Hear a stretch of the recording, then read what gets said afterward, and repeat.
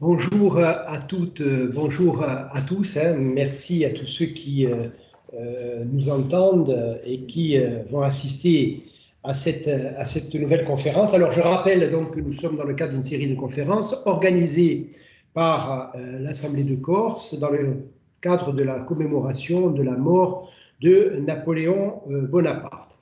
Alors, nous avons reçu déjà lors de précédents rendez-vous Jacques-Olivier Boudon, David Chanteran, Jean-Marie Rouard, et nous avons le plaisir d'accueillir ce soir le premier conférencier corse donc de cette série, à savoir Eugène Guérard, et notre ami Eugène Guérard, qui est un auteur, un historien, un spécialiste de la littérature, un professeur des universités, actuel directeur depuis quelques semaines du laboratoire de l'Université de Corse, le laboratoire LISA, qui est un laboratoire CNRS.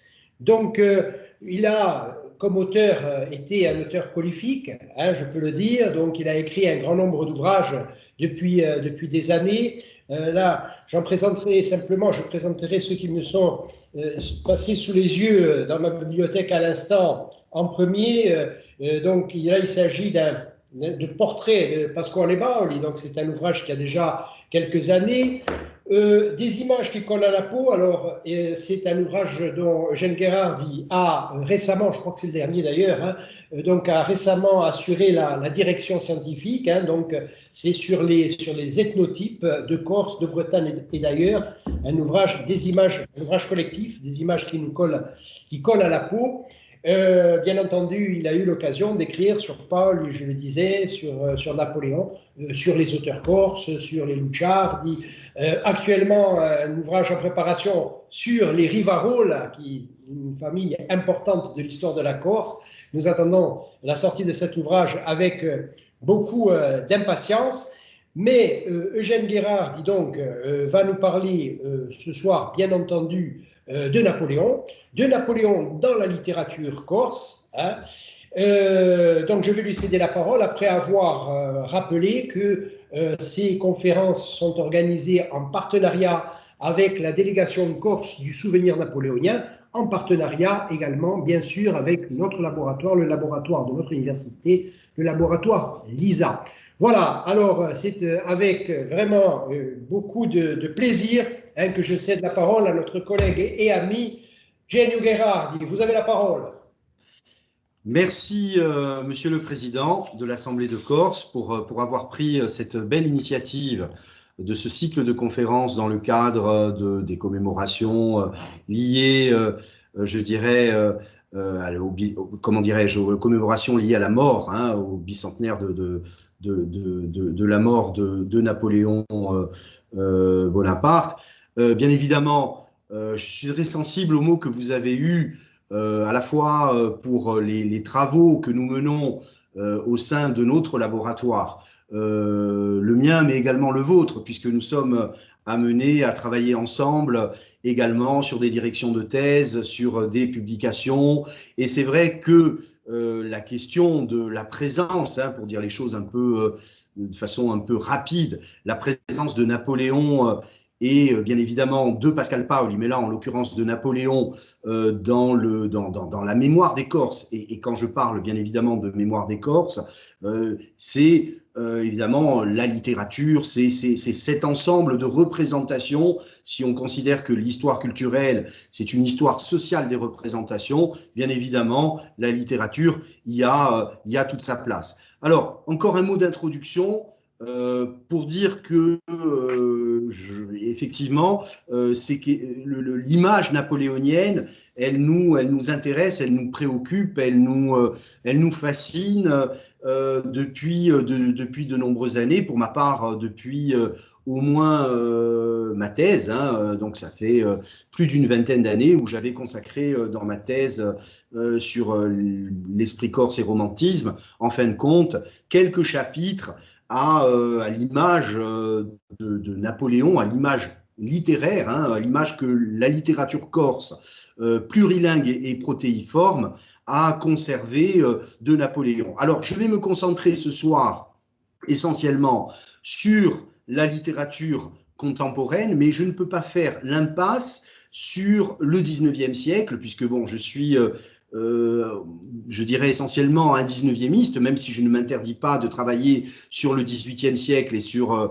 le 20e et même le 21e siècle, pour dire de façon un peu rapide là aussi que tout au long du 19e siècle, et au moins depuis on va dire, depuis la fin de la Restauration, en fin de compte, depuis la Révolution de Juillet, depuis 1830, avant, c'est autre chose, parce que, bon, évidemment, sous la Restauration, l'expression d'un sentiment bonapartiste ou favorable à Napoléon était quelque chose qui était particulièrement réprimé, et on le sait, en France, mais également en Corse.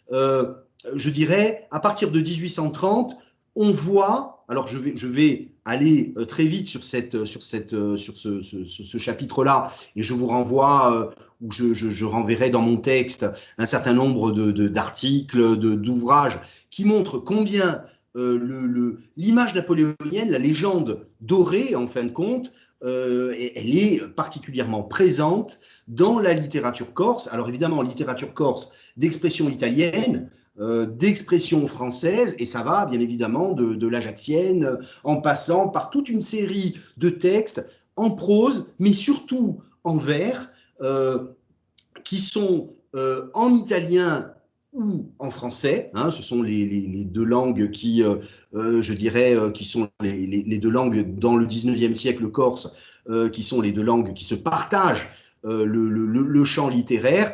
Évidemment, il y a là véritablement une image qui est une image de type légende dorée de Napoléon, et bien évidemment, ça va crescendo, et ça va crescendo jusqu'au retour des cendres, ça va crescendo même au-delà, hein, même au-delà, et effectivement, avec, je crois que j'avais utilisé cette expression dans ma thèse, avec un sentiment patriotique corse du 19e siècle, qui est un sentiment bigarré, mélangé, mêlé, avec des sentiments où on retrouve à la fois un attachement à la figure de Pascal Paoli, hein, du père de la patrie corse, di Bouillaba Adria, mais également un sentiment d'attachement à l'image de Napoléon. Et je dirais que ces deux figures, qui sont deux figures qui deviennent à la fois figures de personnages j'allais dire, de légendes, de grands hommes, mais également presque qui sont véritablement des mythes dans l'historiographie de la Corse et dans la littérature corse. Ces deux images, elles ne s'opposent pas au 19e siècle, elles ne sont pas, ou très peu en tout cas, alors il y a quelques cas particuliers, mais de manière générale, ce qui domine, c'est une sorte de consensus autour à la fois de Napoléon et de Pascal Paoli, qui, bien évidemment, font partie de ce panthéon historique, mémoriel de la Corse, avec d'autres personnages, hein, avec Saint-Pierre ou avec Gaffori. Bon, on pourrait, mais évidemment, les deux figures dominantes, ce sont Paoli, hein, dans l'ordre d'apparition dans l'histoire, Paoli et Napoléon. Et alors, simplement pour terminer sur ce 19e siècle, si je devais citer un seul ouvrage, c'est l'ouvrage de Toussaint Naziga, qui est, ce sont des mémoires rédigées sur l'enfance et la jeunesse de Napoléon, publiées en 1851-52. Je vais vous retrouver la référence, où on a effectivement, et puis Galetti aussi, on a cette image, presque cette image d'Épinal d'un Paoli qui ouvre finalement la voie à un Napoléon, et on a cette image d'Épinal on ne sait pas si d'un point de vue historique elle est, comment dirais-je, authentique ou pas, mais peu importe, d'un Pascal Paoli conduisant Napoléon sur les rives du fleuve de la rivière Gol ou à Ponteno, et lui expliquant la bataille, hein, et le déroulement de la bataille funeste, hein, de Ponteno, de la défaite de Ponteno, puisque c'est au cours de cette bataille en 1769 que la Corse perd son indépendance. Et donc, on a là véritablement ce passage qui est repris ensuite par Galetti dans son histoire illustrée de la Corse au début de la décennie 1860. Donc là, on a véritablement ces deux images qui coexistent, qui cohabitent et qui finalement on transcende les divergences politiques, parce que bien évidemment, quand on relit l'histoire, hein, je quitte le champ de la littérature et je m'applique à regarder l'histoire, on s'aperçoit que dans le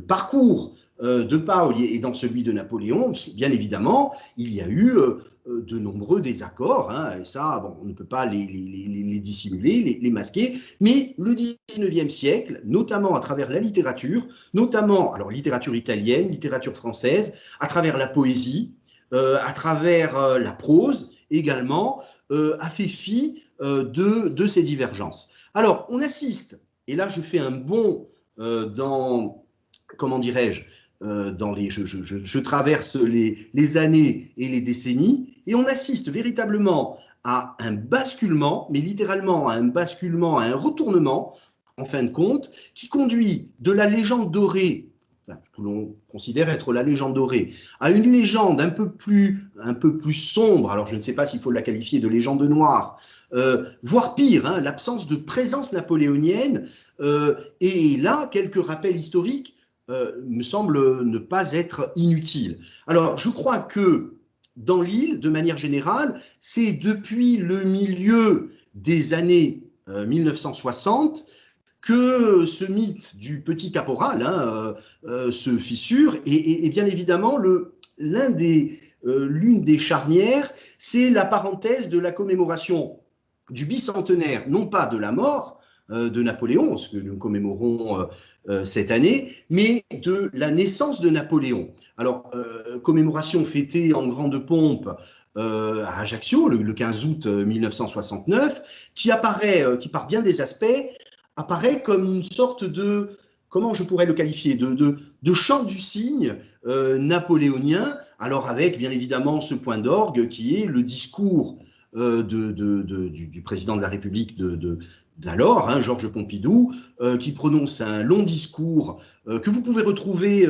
il est en ligne, vous pouvez le visionner sur le site, gratuitement, sur le site de l'INA, où Georges Pompidou déclare qu'il n'est pas de nom plus glorieux que celui de Napoléon. Bon, fermez le banc, et bien évidemment, jusqu'en 69, rien ne semblait pouvoir entamer la popularité de Napoléon dans je dirais, dans l'imaginaire des Corses. Bon, mais on est à une période où on a déjà une idée qui ferait son chemin et qui ébranle d'une certaine façon les poncifs de la Corse romantique, de la Corse du 19e siècle. Et bien évidemment, c'est cette période connue hein, des historiens de la littérature, des historiens de la culture, des historiens tout court de la Corse, qui est cette période du riacuiste, c'est-à-dire de la réappropriation pleine et entière de la langue et de la culture corse, qui s'inscrit là aussi pleinement dans le sillon planétaire de l'ethnique revivole de la seconde moitié du XXe siècle. Hein. Alors là, on a deux ouvrages qui incarnent en fin de compte ce basculement, ce retournement. C'est d'une part, alors si je devais retenir deux ouvrages, c'est La nouvelle histoire de la Corse de Jacques Grégory, et alors ça c'est le premier ouvrage, et ensuite, bien évidemment, le manifeste du FRC, du Front régionaliste corse, même base sur une île, et ces deux ouvrages, alors avec d'autres, hein, mais ce sont deux ouvrages emblématiques je dirais, de la fin des années 60 et du début des années 70, ces deux ouvrages ouvrent la voie, d'une certaine façon, à une relecture proprement insulaire du mythe napoléonien. Hein, et du mythe napoléonien au cours des 50 dernières années. Alors le premier, La nouvelle histoire de la Corse, de Grégory, alors Jacques Grégory, qui s'appelait de son vrai nom Jacques Agostini, qui est né en 1925, pour vous le situer, hein, né en 1925, mort en 1999, journaliste, polygraphe, homme de lettres, qui a beaucoup écrit dans les hebdomadaires, dans les mensuels corses. Je pense par exemple à la chronique qu'il tenait dans le mensuel Kirn. Cet ouvrage-là, La nouvelle histoire de la Corse, elle rompt avec la vision canonique de l'historiographie de la Corse qui avait fait de Napoléon, en fin de compte, comment pourrait-on dire, le bienfaiteur de la Corse. Hein. Donc on a à contre-courant de cette interprétation Grégory qui dresse, alors on est à mi-chemin entre l'histoire et la littérature, parce que Grégory, c'est pas un historien de métier, mais on le sait, et Dieu merci, l'histoire, elle n'appartient pas uniquement aux historiens. Grégory, il dresse une image qui est une image au vitriol de l'action de l'Empire dans l'île, hein, et je ne résiste pas à vous lire un court extrait, mais c'est vraiment 2 lignes hein, de la nouvelle histoire de la Corse, qui est un ouvrage qui a beaucoup marqué les Corses au moment de sa publication. Grégory écrit la chose suivante: le 22 juillet 1801, Napoléon déterra Marbeuf, et notamment le général Joseph Morand, gouverneur militaire de la Corse. Morand avait les pleins pouvoirs, il les exerça avec une impitoyable brutalité, on l'a soupçonné d'inventer des complots pour trouver prétexte à répression. Bon, je pourrais poursuivre l'évocation comment dirais-je, de l'image de Napoléon dans cette nouvelle histoire de la Corse. Bon, il y a Grégory, c'est un véritable homme de lettres, homme de plume, et il y a véritablement quelques mots qui sont affûtés comme un stylet ou comme une dague dans je dirais, dans cette nouvelle histoire de la Corse. Et cette nouvelle histoire de la Corse, elle se termine à un appel, en fin de compte, au sursaut, et une adresse, alors qui est quand même assez, on sort de l'histoire académique, c'est un appel aux Corses. Alors il s'adresse à un frère corse et il dit: frère corse, n'écoute pas le chant des sirènes, elles te promettent l'oubli, la tranquillité, le sommeil, sous des cieux brumeux où le cœur s'étiole. Alors évidemment, par de lyrisme, n'abandonne pas aux charlatans de la fortune une terre qui engendra tant de héros. Tu existes grâce à ton passé, ne le trahis pas, occupe-toi de la Corse, que tes petits-enfants considèrent cette histoire, avec une majuscule à histoire bien évidemment, comme inachevée. Donc, cette nouvelle histoire de la Corse, qui est écrite non sans lyrisme, elle s'attirera bien évidemment les foudres de la part de certains historiens de métier. Bon, je vais passer très vite, historiens de métier qui sont souvent adeptes, alors je le dis, j'espère ne froisser personne, qui sont souvent adeptes d'une science, comment dirais-je, froide, prisonnière de son langage rigide.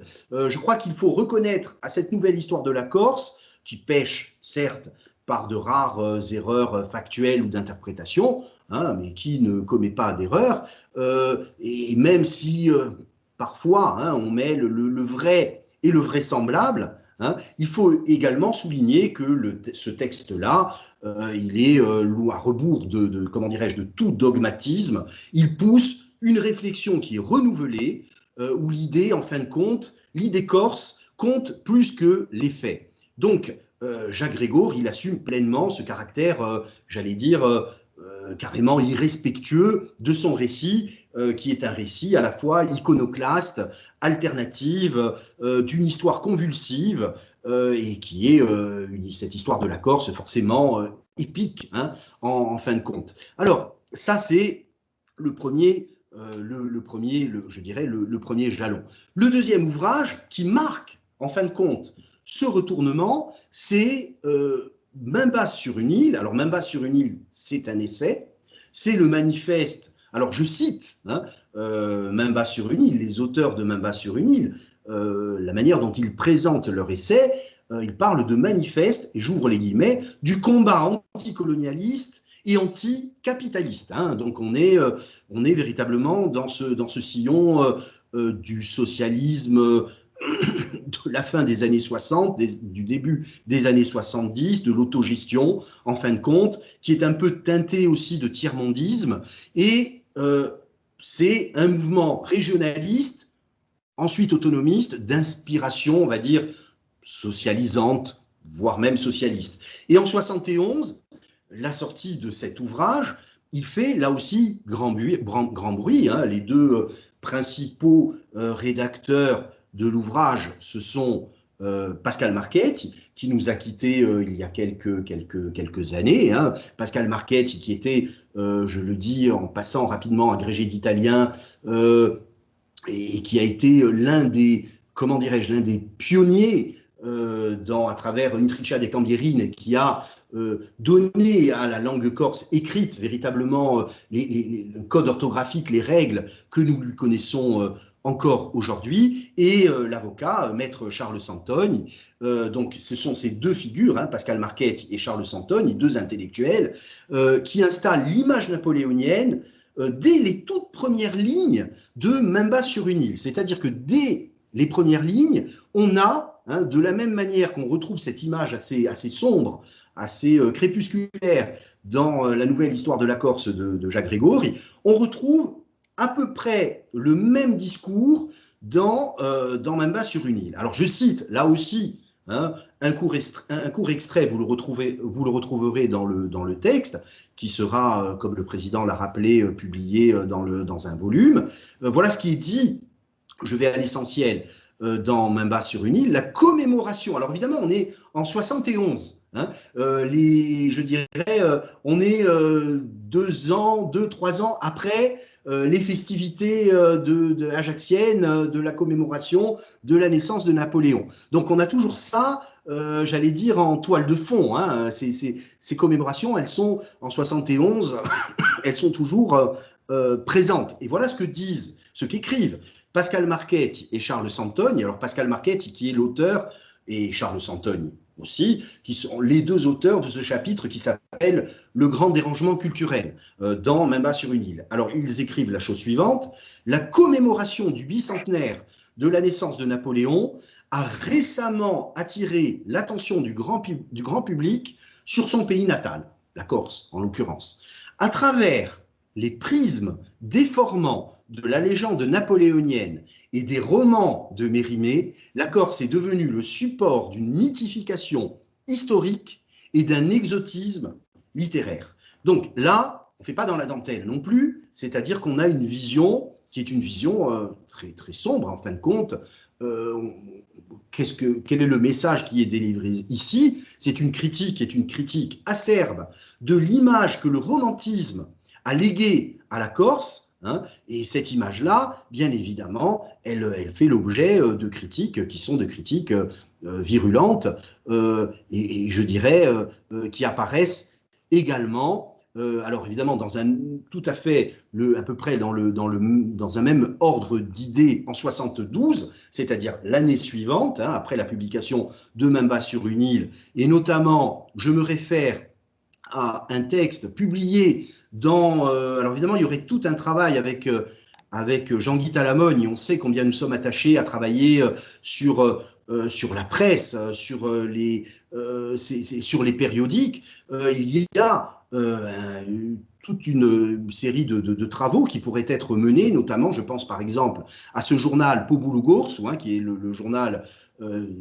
qui était le journal du FRC et puis ensuite du PPC, hein, du Uberti du Pobulugorsu, toujours dans le même sillon, et on retrouve en 72 un discours qui est un discours alors signé par un pseudonyme, hein, un nom d'emprunt. Ça, on retrouve souvent des noms d'emprunt dans la littérature corse, alors signé Ouankalaru, hein, le menuisier, cet article qui s'intitule « Les hexagoneries d'un certain régionalisme ». Et voilà ce qui est dit. Alors évidemment, il est sujet là aussi de ce basculement et de ce retournement de Napoléon. Autant nous sommes fiers d'être Corses, autant nous pensons que chaque peuple a droit au respect.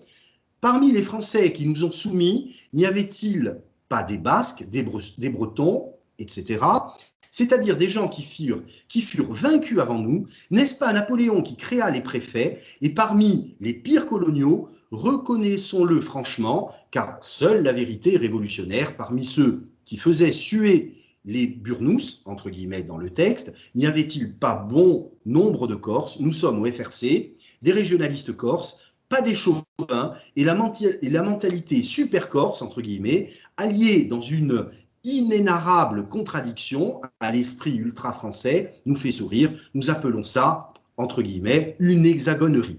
Alors, ensuite, donc ça, c'est ce basculement. On assiste à ce basculement.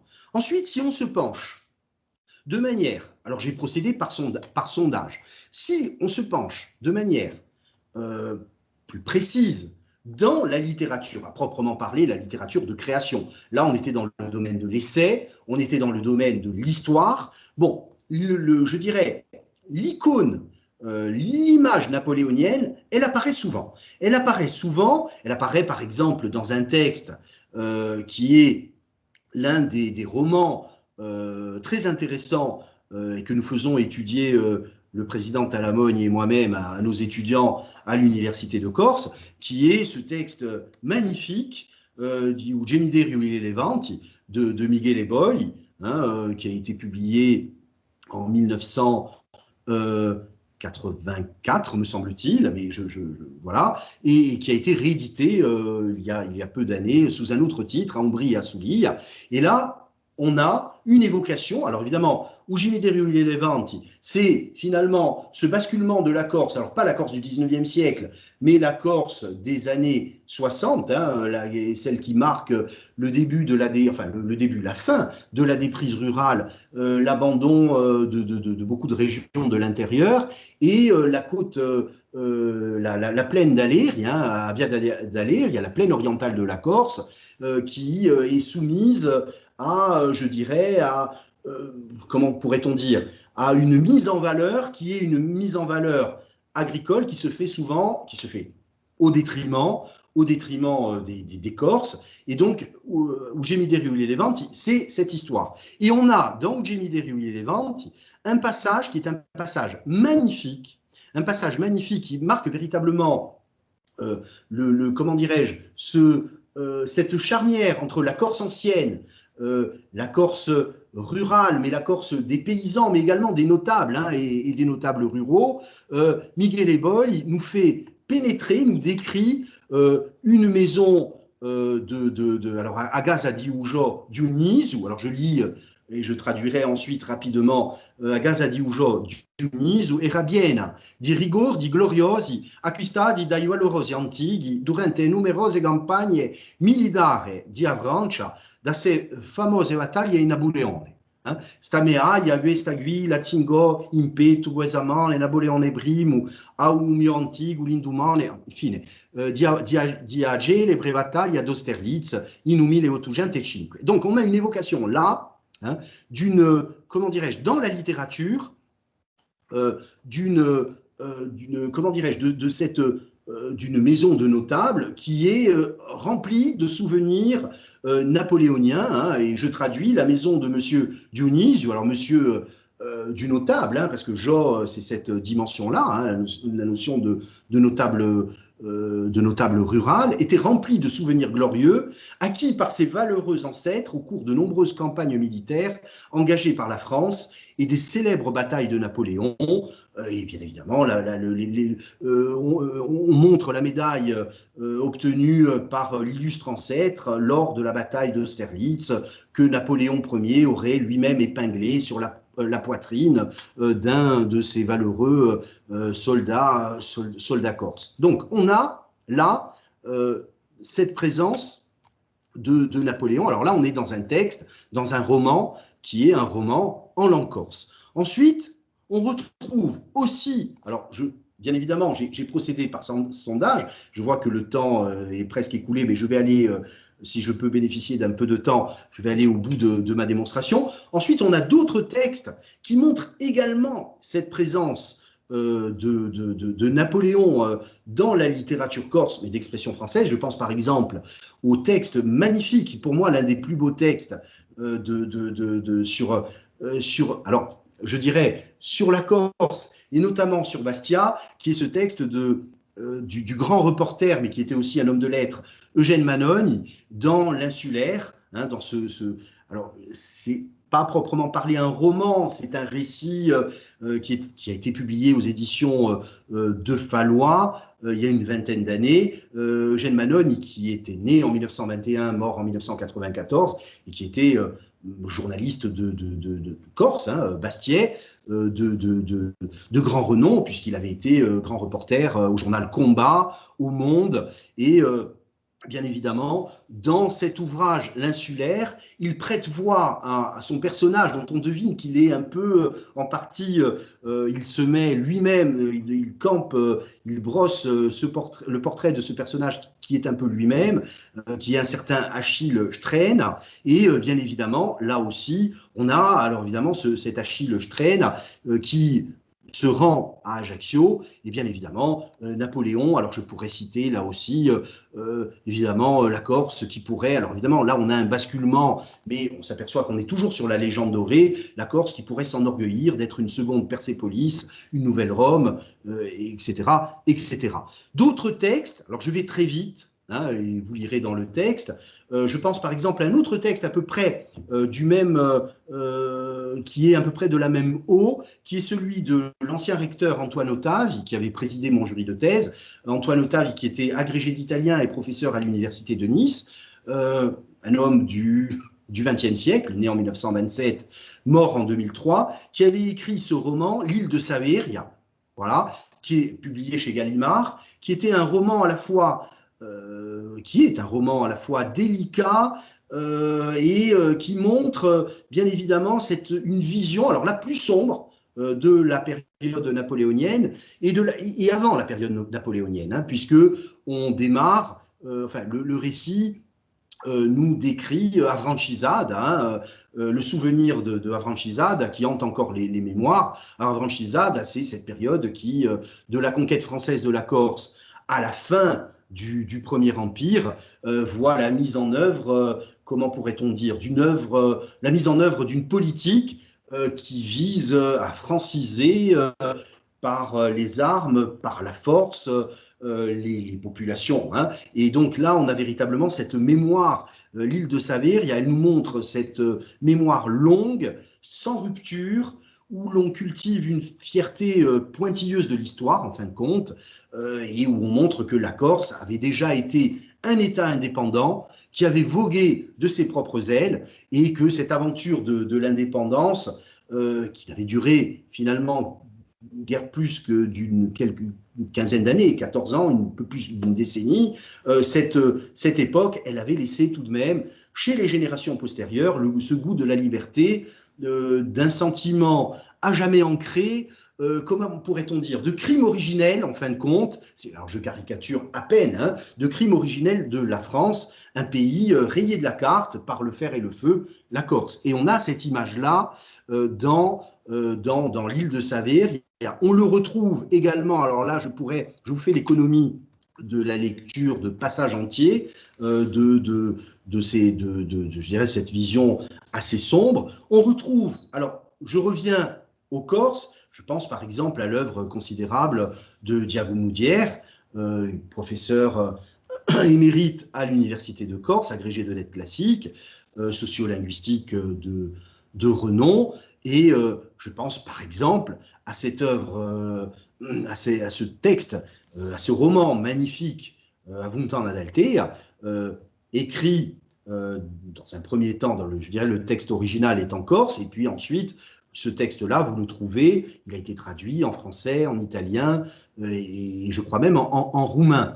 Et donc, dans Avuntan ad Altea, où on a véritablement, Avuntan ad Altea, c'est, en fin de compte, c'est un échange à Bastia, dans la ville de Bastia, qui est une ville un petit peu comment dirais-je, des horloges arrêtées, et on a au début de ce roman la description de ce lieu central, de ce cœur de la ville, qui est, alors évidemment pour ceux qui connaissent Bastia, la place Saint-Nicolas, avec ses monuments, et ces monuments qui illustrent et exaltent le sacrifice, alors c'est Jacques Thiers, hein, et l'asservissement d'un peuple, alors à travers, je pense notamment, le souvenir de l'empereur, qui est intimement lié à la statue qui se dresse sur la place, je dirais, au sud de la place Saint-Nicolas, cette statue massive de Napoléon, sculptée par le sculpteur florentin Bartolini et achetée par la municipalité bastiaise au XIXe siècle.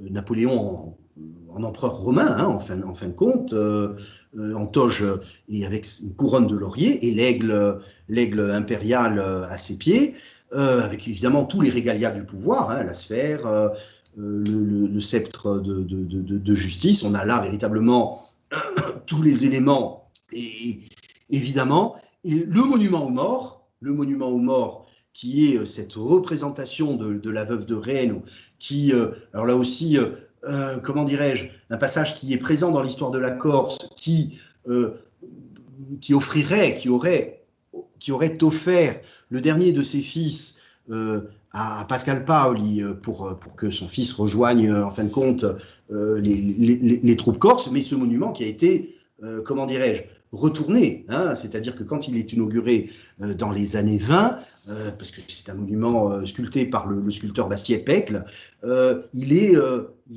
détourné, évidemment, c'est plus la veuve de Rennes qui offre son fils à la Corse, mais c'est la femme corse qui offre le dernier je dirais, ses enfants, la totalité de ses enfants.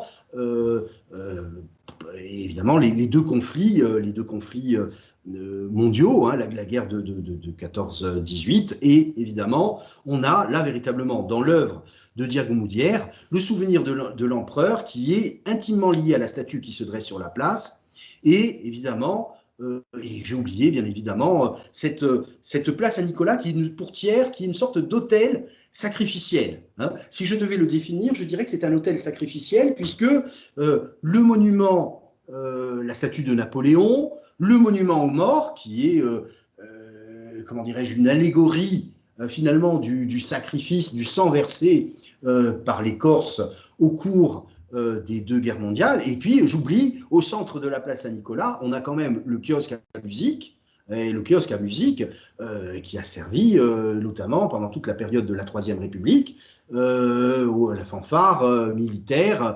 Évidemment, on y jouait essentiellement, on y a sans doute joué du Bach, du Brahms ou du Chopin, mais on y a joué surtout de la musique militaire. Hein. Donc là, on a véritablement dans cette littérature, je dirais,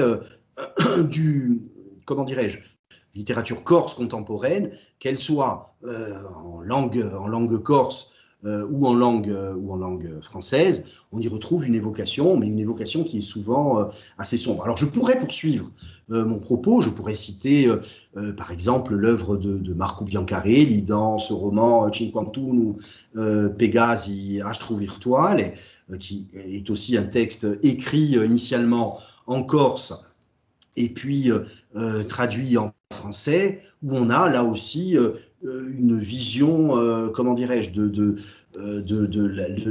la Corse. Alors, évidemment, c'est Biancarelli, hein, Biancarelli, très intéressant sur la Corse contemporaine, mais qui nous dresse une image de la fin du 18, en fin de compte, de la Corse conquise par les armes par la France jusqu'à la fin du Premier Empire, qui serait qui serait devenue une sorte de nouvelle Babylone où les Corses se seraient tous ou presque tous vautrés dans la collaboration avec les troupes françaises conquérantes. Et bien évidemment, on a des passages qui sont des passages sur la frivolité de la mère de Napoléon, chez Biancarelli, hein, la frivolité de Laetitia, évidemment. Alors évidemment, cette frivolité qui est évidemment, je dirais, c'est quelque chose d'ancien, mais qui semble, en tout cas chez les Corses, consubstantiel, pardon, de la légende noire. Et donc, on a véritablement l'image chez Biancarelli d'une île vaincue et qui est, alors évidemment, il y a des passages, je vous épargnerai certains passages, même si c'est très intéressant, où la Corse est décrite. Alors évidemment, la Corse de l'après-Ponteno jusqu'à Waterloo, hein, jusqu'en 1815, qui est décrit, la Corse est décrite comme une sorte de pays humilié, une terre qui est livrée à la prévarication, à tous les débordements, à toutes les frénésies, avec des personnages évidemment déjantés. Voilà, on a véritablement cette image qui apparaît d'une île vaincue et présentée comme une sorte de bordel. Hein. Ça, c'est chez Biancarelli qu'on le retrouve, de bordel offert aux troupes françaises victorieuses. Alors, bien évidemment, on est là aussi, vous le voyez bien, dans une image qui est une image assez noire et assez sombre, hein, de la période de la période napoléonienne. Et je dirais, il est difficile d'être plus, comment pourrait-on dire, d'être plus anti-napoléonien, hein, parce qu'on a là véritablement une sorte de mise en scène de l'obscène, du dérèglement. Je ne porte pas de jugement de valeur là, hein, politique qui conduit une sorte de confusion, j'allais dire à la fois de la libido sexuelle, mais de la libido politique. Hein, je dirais la libido, et les deux sont liés, hein, puisque on a là véritablement, je dirais, un pays qui a perdu tous ses repères, la Corse. Hein. Donc, évidemment, ça, chez Biancarelli, c'est... alors, évidemment, quand il traite, lorsqu'il évoque Napoléon, ça revient régulièrement. Alors, je pourrais citer d'autres textes, mais je crois que je vais... Vae Victis, voilà, il y a d'autres textes. En fin de compte, il y a là véritablement, comment dirais-je, matière, hein, à travers, parce qu'il y a d'autres ouvrages qui sont publiés, hein, on le sait, des essais, mais également comment dirais-je, des travaux des travaux de création littéraire, hein, de fiction littéraire. Là, véritablement, il y a, me semble-t-il, pour une étudiante ou un étudiant qui souhaiterait s'atteler à ce travail voilà, de voir cette image de la Corse dans la littérature corse contemporaine, je pense que ce serait un travail particulièrement précieux et qui serait à la fois duquel nous pourrions tirer quelques leçons. Voilà, de façon un peu rapide et en raccourci, ce que je souhaitais vous dire. Voilà, je pense que j'ai dépassé un peu le temps de parole. Ça n'est pas grave, c'était passionnant. Alors, il y a des questions donc, qui sont posées donc, par les auditeurs, par les internautes. Donc, Laurence vous pose la question suivante. Peut-on parler de concurrence entre les deux figures littéraires que sont Napoléon et Paoli? Alors, comme je l'ai dit, je le redis bien volontiers, au XIXe siècle, en fin de compte, assez peu. Mais le président, hein, Jean-Guy Talamone, qui a travaillé aussi sur ces questions, voilà, vous pouvez apporter votre voilà. Moi, personnellement, au XIXe siècle, je vois. Alors, il y a, bien évidemment, si on va dans le détail, si on va dans le, comment dirais-je, dans le grain de l'histoire, si on prend un corpus de texte, on peut le faire. Hein, on peut prendre un corpus de texte et on va trouver, bien évidemment, des textes en prose, en vers, voilà, qui opposent les deux figures. Au XIXe siècle, c'est très rare. Très, très rare. Alors, pourquoi c'est rare? En fin de compte, je pense que ça dure jusqu'à la fin du 19e et même une bonne partie de la Troisième République, c'est-à-dire, même si sous la Troisième République ça change, sous l'effet notamment de l'historiographie et des manuels, je pense par exemple à l'historiographie lavicienne, hein, d'Ernest Lavis, qui présente, il y a des passages qui sont des passages très intéressants sur la jeunesse de Napoléon dans les manuels de Lavis, où on voit finalement Napoléon qui devient Napoléon que quand il quitte sa chrysalide de Corse et je dirais sa culture originelle corse. Donc au XIXe siècle, assez peu d'opposition. Je dirais que le patriotisme corse, l'avers et le revers de la médaille, ben, on va trouver Paul et on va trouver Napoléon. Voilà. On fait, en fin de compte, on occulte, ou on feint d'occulter, ou on feint d'oublier voilà, les divergences bien réelles qui ont réellement existé entre les deux personnages. Ensuite, je dirais que le basculement, alors là, évidemment, pour la conférence, je réponds, je suis peut-être trop long dans ma réponse, on voit apparaître les prémices d'un premier basculement. Jean-Guy Talamone a forgé ce concept de primum reacuistum. Je dirais qu'il y a un premier basculement dans les années 20 et les années 30. Les années 20 et les années 30 en Corse, oui, Napoléon et Paoli. Oui, on retrouve, y compris dans la presse corse du temps, les journaux Bastiais, Ajacciens, à Mouvres, à Dramontan, un peu plus ancien. Voilà, on retrouve finalement une image assez positive de Napoléon et de Paoli. Et là où véritablement, il y a véritablement un basculement, mais là véritablement un tournant, c'est à la fin des années 60 et à partir des années 70. Je dirais que le point d'orgue, c'est la commémoration, comme je l'ai dit, du bicentenaire de la naissance de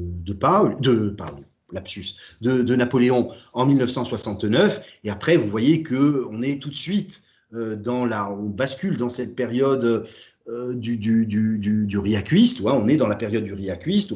Et par conséquent, évidemment, là, c'est autre chose. Là, c'est Napoléon, si je devais le dire de façon un peu caricaturale, c'est Napoléon contre Paoli. Finalement, l'intelligentsia corse, la jeunesse corse, s'attache beaucoup plus à la figure de Paoli que de Napoléon.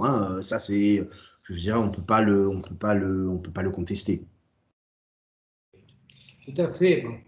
Il y a eu des périodes où en fait, on pouvait être à la fois paoliste et napoléonien, comme par exemple Monseigneur de la Foata, donc, qui était un auteur important, donc un des premiers auteurs de langue corse, qui était à la fois napoléonien et paoliste. Il est évident qu'au moment du riacuisme, donc il n'est plus question d'être pour Napoléon, et c'est là qu'on a la vision suivante, Napoléon le traître et Paoli le héros.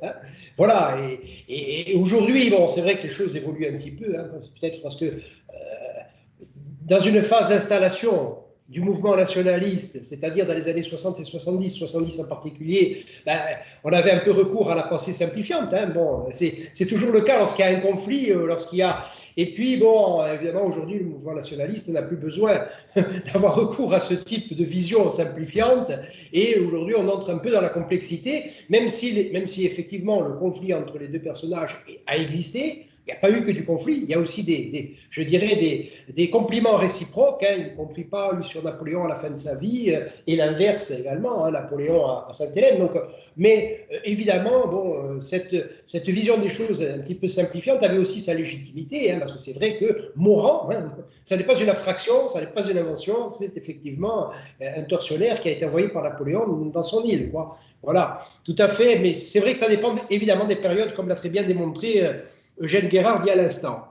Alors, Lucie nous demande, cette absence de Napoléon dans la littérature corse n'est-il pas le symptôme d'un rejet de la part des écrivains corses et par prolongement des Corses qui ne s'identifient pas à lui? Alors, vous avez un peu répondu déjà à cette question. Un rejet, oui. Oui. Oui, après, je ne vois pas. Voilà, c'est une vraie question. Là, effectivement, il y a une vraie interrogation. Et qu'est-ce qu'on peut répondre? Oui, mais comme vous l'avez dit, et vous l'avez très bien dit, je pense que, en fait, aujourd'hui, je crois qu'on est sorti. Il y a eu effectivement dans l'image de Napoléon, il y a eu plusieurs chapitres, plusieurs étapes. Je crois qu'on est sorti de cette vision, comment dirais-je, un peu binaire, un peu tout blanc ou tout noir, ou voilà. Vous avez parlé de vision simplifiante, c'est vrai. Je crois qu'aujourd'hui, c'est plus tout à fait le cas. Quand on regarde comment dirais-je, l'image de Napoléon, ce qui peut rester de l'image de Napoléon dans la littérature corse, ultra contemporaine. Voilà, je pense que je ne peux pas considérer que ça soit un rejet franc et massif. Voilà. Enfin, je ne sais pas. Je pense. Il y a toujours, évidemment, toujours une situation. Voilà. C'est toujours une personnalité controversée. Bon, c'est vrai qu'en 2007, donc la commémoration de la mort de Pasquale a été une célébration consensuelle, une célébration pour le coup, hein, consensuelle. À Morosa, il y avait tous les courants politiques. S'agissant de cette commémoration actuelle, il y a eu des discussions à l'Assemblée de Corse, un peu vives d'ailleurs à un moment donné, puis ensuite ça s'est calmé. Et effectivement, donc il a été question non pas de célébrer, mais de commémorer, libre à chacun de célébrer éventuellement. Et il y a des élus et des Corses qui veulent célébrer, d'autres qui ne veulent pas célébrer. Mais en tout cas, tout le monde a finalement reconnu qu'il fallait commémorer, c'est-à-dire se souvenir ensemble hein, de quelqu'un dont le passage sur Terre a eu des conséquences sur ce que nous sommes aujourd'hui en Corse et en Europe, de façon plus générale. Voilà. Alors, pourrait-on assister à un retour en grâce de la figure napoléonienne dans la littérature corse? Il faudrait être prophète, mais vous l'êtes un peu. Hein. Alors, ne lisant ni dans la boule de cristal, ni dans le mar de café, je m'abstiendrai. Non, toute plaisanterie à part. Laissons la boule de cristal et le mar de café. Je pense que là aussi, c'est une vraie question. Ça, c'est, en fin de compte, c'est une question qu'il faut poser aux romanciers. Voilà, moi, c'est difficile de répondre à cette question. Moi, ce que je sens, c'est que on est sorti d'une vision sombre. Voilà, on le retrouve, Napoléon apparaît. Je veux dire, il est présent dans la littérature corse, comme il est présent, il peut être présent dans la littérature française, italienne. Voilà. Après, je crois que c'est la liberté des écrivains. C'est difficile comment dirais-je, de répondre à cette question. Une question difficile, hein, intéressante, mais voilà, difficile. Il est présent, il est toujours présent, et parce qu'il est difficile, je dirais, lorsqu'on parle de l'histoire de la Corse, il est difficile à éviter. Hein. Bon, il y a des textes, bien sûr, par mille textes, certains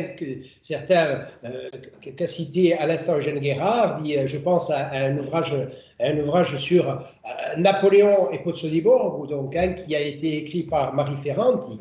Donc là, il s'agit d'un auteur de littérature, hein, mais avec évidemment là une vraie base historique. Et ce qui est mis en évidence là, ce n'est ni vraiment la personnalité de Paul, ni celle de Pozzo di Borgo, c'est vraiment cette haine de Corse, hein, c'est le titre du roman. Hein. Donc cette haine de Corse, c'est cette haine, le personnage du roman, et effectivement, c'est une haine mythique un peu. Hein. Voilà, et c'est vrai, c'est un ouvrage magnifique qui, évidemment, nous parle de Napoléon, ne nous parle pas que de Napoléon. Hein. Mais c'est vrai qu'aujourd'hui, il y a encore Napoléon, de plus en plus peut-être, ça, il faudrait alors, je suis ravi, si je peux rebondir, je suis ravi que vous évoquiez l'ouvrage de notre amie Marie Ferrante. Il y a une haine de Corse, pardon, qui est remarquable. Pourquoi? Parce que je crois que j'ai dit dans mon propos, je l'ai dit sur le ton de la boutade, que l'histoire n'appartenait pas exclusivement, et Dieu merci, aux historiens. Je crois qu'on a besoin aussi parce que évidemment une haine de Corse, c'est cette histoire, hein, là aussi légendaire, d'opposition entre Carlo Andrea Pozzo di Borgo, ajaxien, et Napoléon ajaxien.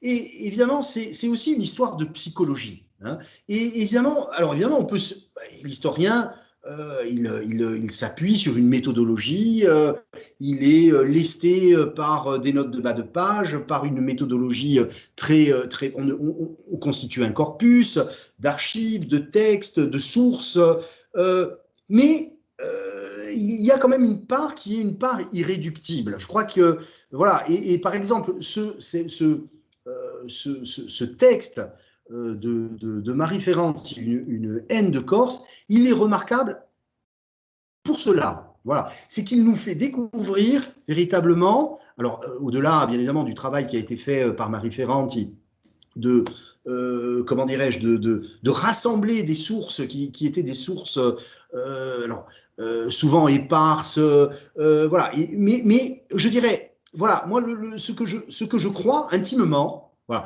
Et je suis un historien de la culture, mais je crois qu'on a besoin, les historiens, ils ont besoin aussi, alors évidemment sans travestir le travail, sans tordre les faits, hein, il ne s'agit pas de tordre les faits historiques, ni de faire un pied de nez à la méthodologie, aux règles académiques de l'historiographie classique ou pas, mais on a besoin aussi de ce regard. Et ce regard, il est important. Et c'est vrai que quand on va voir ce texte de Marie Ferrante, mais il y en a d'autres. Hein, voilà. Moi, en tant qu'historien, je les utilise. Je n'ai aucun scrupule à les utiliser. Pourquoi? Parce que, je le dis, hein, voilà, si Napoléon, comme Paul, il nous intéresse, c'est que, évidemment, on connaît à peu près tout de la vie de Napoléon. Mais s'il nous fascine, comme Paul, il nous fascine, c'est qu'il reste malgré tout, il y a une part, comment dirais-je, d'irréductible, qui reste malgré tout insondable, irréductible. Et je crois que par le biais, on a besoin des écrivains, on a besoin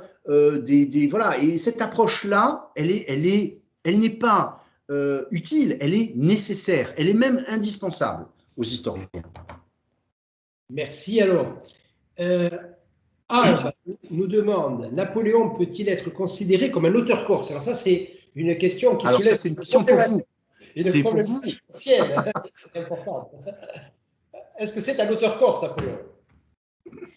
Bah, je vais vous laisser répondre, non, mais parce que vous avez travaillé sur le sujet. Pour moi, oui. Pour moi, c'est un auteur corse. Je veux dire, ça ne fait pas l'ombre.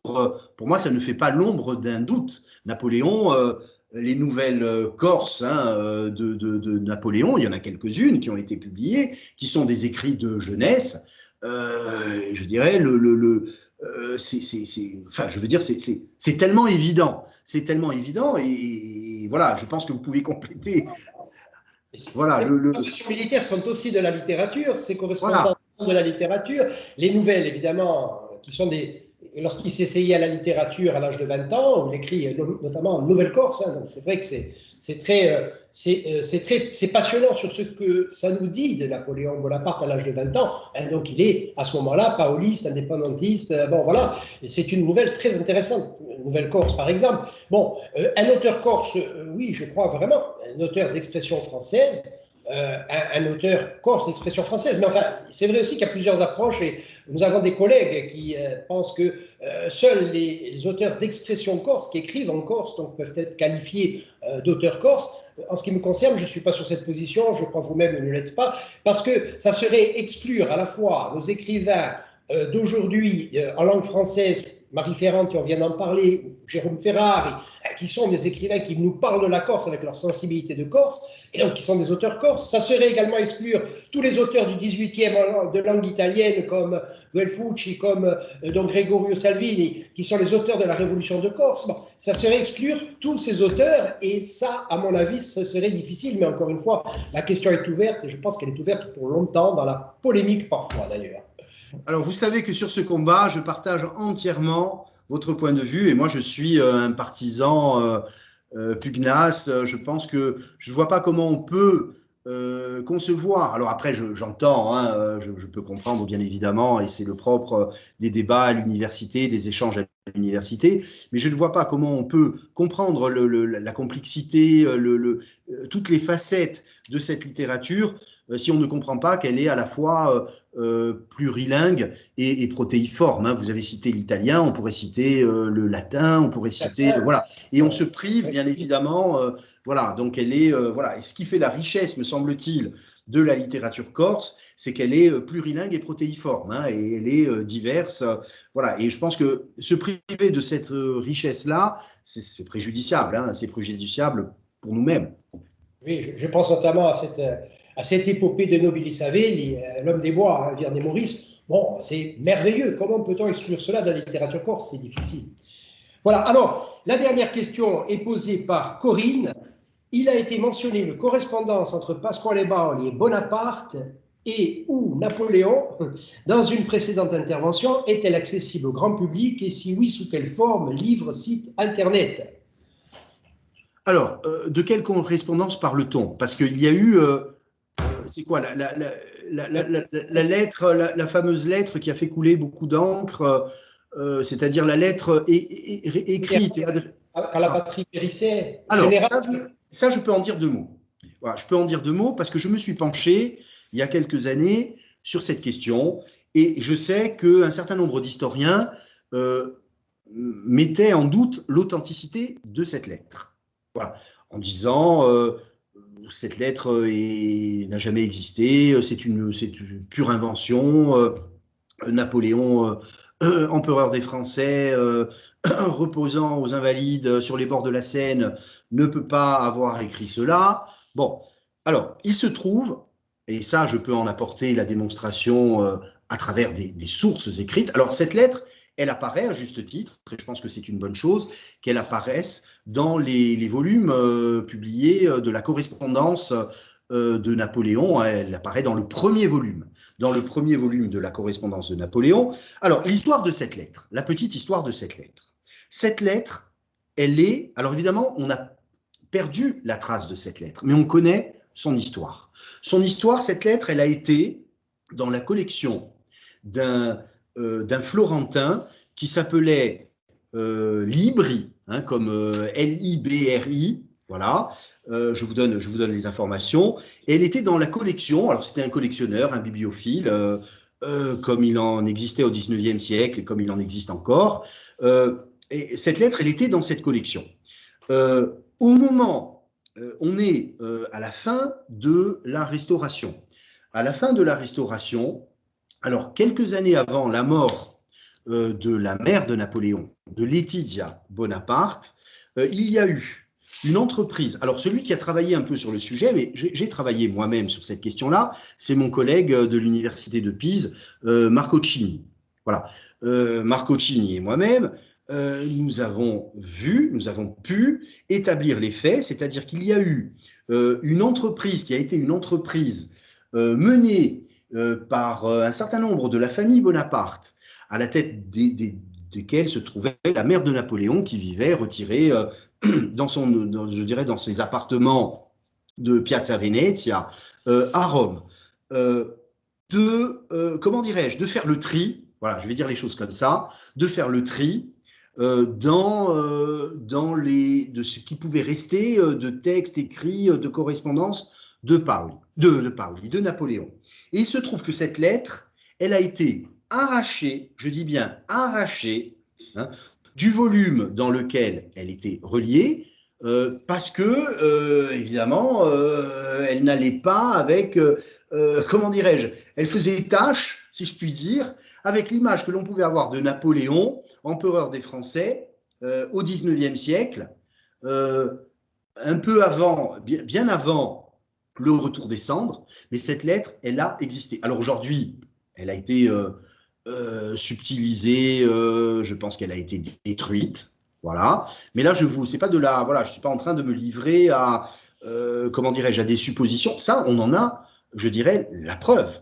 Hein. On a des témoignages, voilà, et on sait quelle était cette lettre, et c'est pour cette raison qu'elle figure à juste titre, et je pense que c'est important qu'elle figure dans le premier volume de la correspondance de Napoléon, publié, je crois que c'est la Fondation Napoléon, voilà, hein, qui le publie, mais c'est une lettre qui est authentique. Hein. Alors certes, on en a perdu, voilà, parce que voilà, un peu à la manière, voilà, il fallait, voilà, c'était une lettre un peu pour le 19e siècle, un peu compromettante, parce que bien évidemment, 25 000 Français vomis sur nos côtes, et le trône de la liberté, voilà, noyé, voilà. Donc, mais elle a réellement existé. Je sais que de temps en temps, ça ressort, ça. Alors évidemment, dans la presse, est-ce que c'est une lettre inventée de toutes pièces? Non, ça, moi, je me bats parce que on en a la preuve.